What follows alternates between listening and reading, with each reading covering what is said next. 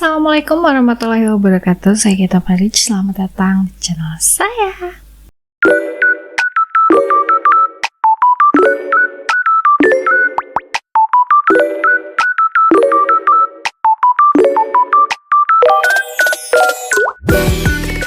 Coba di sini siapa deh yang nggak kenal sama Indomie? Pasti tahu ya, semua mie instan itu kalau orang tua dulu pasti nyebutnya Indomie gitu ya.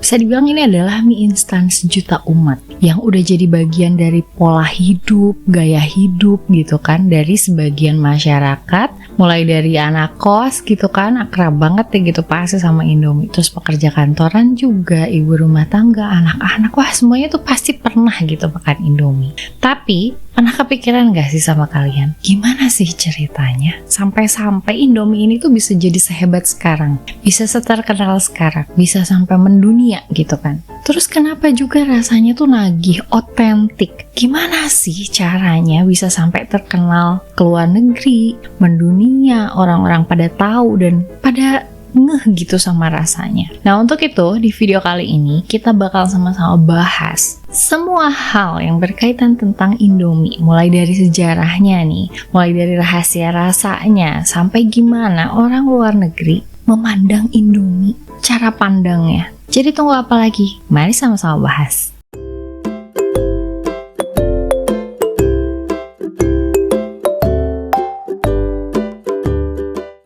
Oke, pertama-tama kita bakal mulai dari sejarahnya dulu nih. Jadi, Indomie ini pertama kali diproduksi di tahun 1972 sama perusahaan Indofood. Siapa yang nggak tahu perusahaan raksasa ini gitu ya. Nah dulu, mie instan ini tuh udah ada, tapi Indomie ini bisa dibilang salah satu yang berhasil menggebrak pasar mie instan. Jadi mereka pertama kali rilis varian Indomie kuah rasa kaldu ayam. Tahu dong rasa kaldu ayam yang nggak ada minyak bawangnya ya. Tapi bintang yang sebenarnya nih baru muncul itu di sekitar tahun 1982, yaitu Indomie goreng. Nah siapa juga nih yang nggak tahu Indomie goreng? Ini akhirnya jadi fenomena dunia. Orang-orang tuh tahu tentang rasanya Indomie goreng yang otentik.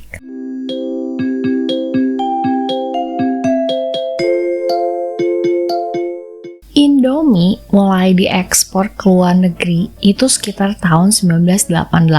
Sekarang 2025. Lama ya, udah lama. Dan sekarang bisa ditemuin di lebih dari 80 negara. Coba, dari 1988. Bahkan ada pabrik Indomie di Afrika, di Timur Tengah, sampai di Eropa. Keren gak tuh? Keren kan? Gimana sih Indomie itu bisa sampai mendunia? Ya pastinya tentu karena rasanya yang enak, otentik gitu kan. Terus cocok sama lidah banyak orang. Karena gak jarang tuh kalau misalnya makanan-makanan khas negara tertentu itu belum tentu cocok di negara lain kan. Tapi amazingly Indomie ini masuk ke semua lidah orang-orang di dunia.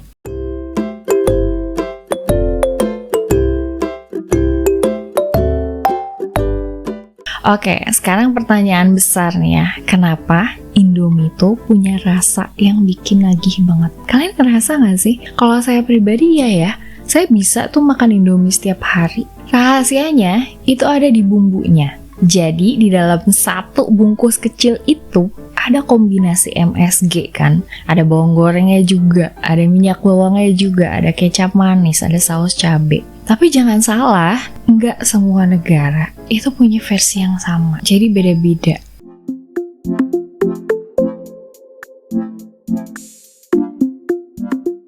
Coba bayangin ya, kalian sadar nggak sih? Begitu buka bumbu Indomie, ada aroma khas yang langsung bikin lapar. Kita tuh bisa tahu itu mereknya apa, mie apa. Itu karena ada kombinasi umami dari MSG, bawang, dan kecap manis yang dirancang khusus banget gitu untuk langsung merangsang selera makan. Bisa gitu ya? Bisa gitu kepikiran sampai bikin orang tuh ya memang yang tadinya nggak lapar pun kalau udah ngecium bau khas ini tuh memang pasti langsung kerasa lapar. Ini lagi ngomongin Indomie goreng ya.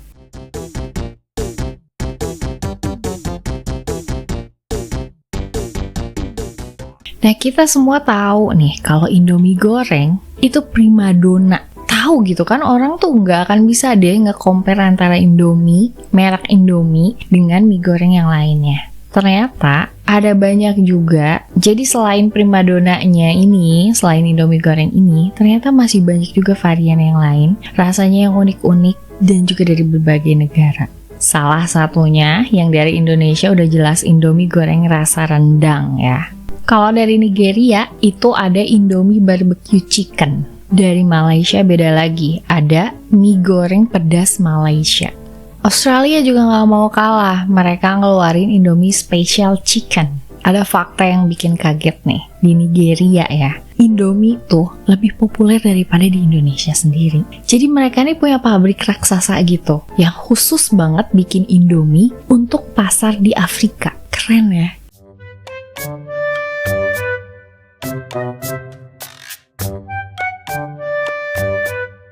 Nah, Indomie itu juga fleksibel banget kan. Kita sama-sama tahu lah, kita tuh bisa masak Indomie dengan cara yang macem-macem. Mulai dari cara klasik atau yang kayak direbus doang gitu ya. Atau coba dengan kreasi-kreasi yang unik. Salah satunya nih yang paling sering kita temuin itu kayak Indomie telur ceplok. Jadi simple, tapi itu bikin kenyang. Juga kayak ya udah cukup aja kayak gitu menunya. Ada juga yang bisa berekspresi. Jadi Indomie carbonara. Jadi Indominya tuh pakai keju, pakai susu. Ada yang dibikin seblak. Indomie seblak. Jadi pedesnya dapet, kenyalnya dapet. Ya jelas ya, rasa otentik seblaknya juga ada, tapi nggak menghilangkan rasa otentik dari Indominya sendiri. Indomie burger udah aneh lagi. Jadi rotinya itu diganti pakai mie goreng. Yang digoreng itu loh. Bahkan ya, ada restoran yang bikin Indomie itu versi fine dining. Kebayang gak sih? Pernah lihat gak sih? Jadi mereka tuh nyajiin Indominya tuh dengan foie gras. Jadi kalau saya pribadi sih belum nyoba ya. Cuman kayak senaik tahta itu gitu, Indomie yang cuma sekedar mie instan terus bisa jadi salah satu makanan fine dining gitu.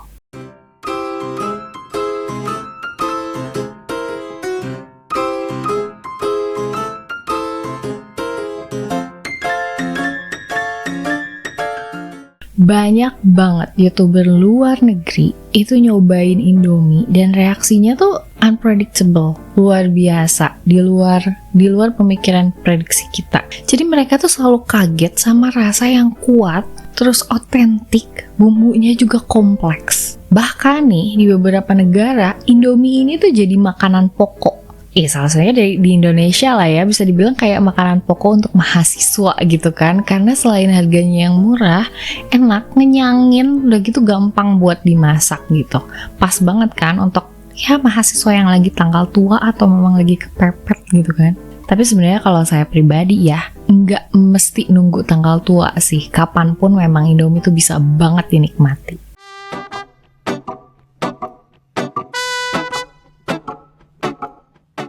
Sebelum saya tutup, ini saya pengen ngasih tahu dulu nih beberapa fakta unik mengenai Indomie yang mungkin kalian belum tahu gitu ya. Jadi, denger baik-baik, karena beberapa di antaranya itu bisa bikin kaget juga, ini lumayan ya. Jadi katanya, Indomie ini tuh terjual lebih dari 13 miliar bungkus per tahun. 13 miliar bungkus loh, per tahun loh. Banyak banget nggak tuh?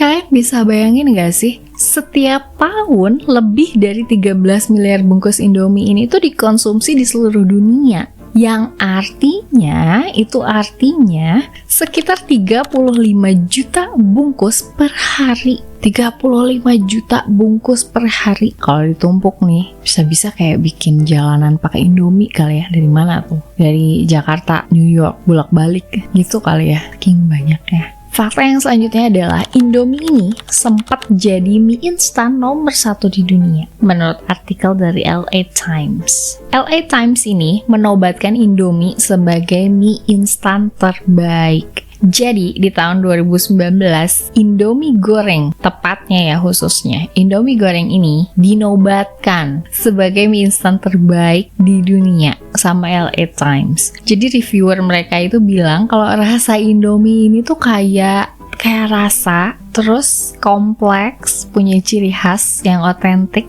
terus punya keseimbangan antara gurihnya ada, katanya manisnya ada, pedesnya juga nggak terlalu yang menyengat gimana gitu. Pokoknya nggak ada tandingannya. Keren nggak sih? Fakta yang selanjutnya yang tadi saya bilang bahwa Indomie ini ternyata lebih populer di Nigeria ketimbang di Indonesia sendiri. Jadi warga negara Nigeria ini bikin pabrik gede banget, yaitu pabrik Indomie. Ini khusus untuk warga Nigeria, jadi supaya mereka bisa bebas makan Indomie. Kita mungkin kadang mikir ya, kalau Indomie itu tuh makanan khas Indonesia banget. Pokoknya siapapun yang makan Indomie itu Indonesia banget gitu. Tapi ternyata kalau di Nigeria tuh enggak gitu. Indomie di Nigeria itu kayak nasi buat banyak orang Asia gitu. Jadi kayak di kita gitu ya, ada istilah yang kalau belum makan nasi itu belum makan. Itu ternyata di Nigeria tuh kayak gitu, makan Indomie-nya, seadik itu. Mungkin selama ini kita mikir ya,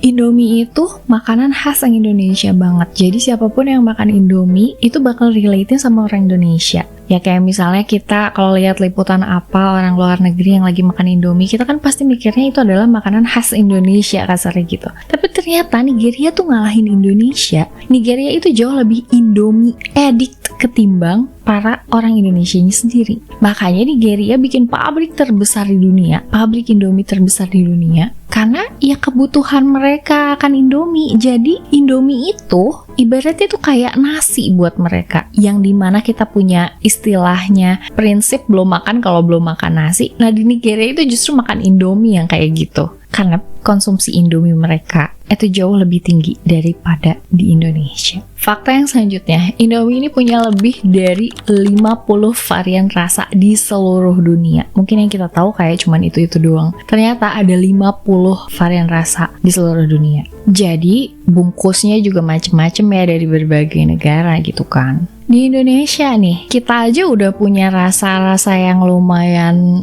otentik sama Indonesia ya, relate sama identitas Indonesia. Mulai dari Indomie goreng rendang gitu kan, Indomie soto, ada ayam geprek juga. Nah ternyata di luar negeri itu ada juga varian-varian yang unik. Di Australia ada Indomie mie goreng barbecue chicken. Di Nigeria ada Indomie mie goreng jollof rice. Malaysia nih punya Indomie mie goreng laksa. Kalau di Amerika ada Indomie habanero chicken. Bahkan ya di beberapa negara mereka itu punya Indomie rasa keju. Kita aja nggak punya gitu kan. Fakta yang selanjutnya adalah ada museum khusus Indomie di Nigeria. Lagi-lagi Nigeria. Emang patut sih diacungi jempol segitu ediknya sama Indomie. Ini tuh letaknya di Lagos, Nigeria. Nah, bisa dibilang mereka nggak main-main soal kecintaan mereka terhadap Indomie. Jadi jauh lebih mengindomie ketimbang Indonesia ya. Segitu cintanya, sampai-sampai ada Indomie Cafe dan Museum Indomie di Lagos, Nigeria, yang nampilin gitu sejarah-sejarah Indomie, kayak gimana awalnya, sejarah terbentuknya, tahun berapanya berkembangnya segala macam. Udah gitu varian-varian rasanya, bahkan sampai cara masak Indomie. Cara masak Indomie juga bukan yang kayak ya udah default gitu ya, enggak, tapi cara masak Indomie dari berbagai belahan dunia. Ya, segitu cintanya mereka. Fakta yang selanjutnya nih, Indomie ini sering muncul di film dan musik. Ngerasa gak sih? Oke mas, catat. Indomie telur kornetnya 4. 2 pakai keju, 2 enggak. 1 telur setengah matang, yang 3 matang. Jadi bisa dibilang ya, Indomie ini tuh gak cuman terkenal di meja makan, tapi sering sih, lumayan sering muncul di film, di musik, apa karya sesuatu pokoknya yang menampilkan visual gitu. Salah satunya ada lagu rap Afrika, lagi-lagi orang Afrika ya, yang literally nyebut Indomie dalam liriknya. Dan bahkan ada influencer luar negeri yang bikin lagu khusus tentang kecintaan mereka sama Indomie. Di kita, kalau misalnya terus-terusan makan Indomie, pasti dikaitkannya sama sesuatu yang buruk, entah misalnya kesehatan, fisik atau apa segala macem. Tapi kalau kita lihat lagi sama orang-orang luar yang segitu cintanya sama Indomie, rasanya kurang adil ya. Jadi mikirnya kita nggak seberapa loh makan Indominya. Mereka yang di luar sana jauh lebih banyak mengkonsumsi Indomie, fine-fine aja gitu ya. Fakta selanjutnya, ada Indomie goreng dalam bentuk es krim. Ini gila sih ya. Jadi di Australia ada restoran yang sengaja bikin es krim tapi rasa Indomie goreng. Lagi-lagi Indomie goreng karena memang seotentik itu. Beda sama mie goreng yang lain gitu kan. Rasanya itu campuran antara gurih, manis, sedikit pedes gitu. Pokoknya mirip banget sama versi mie gorengnya. Cuman ini dingin. Berani coba nggak? Aneh nggak sih?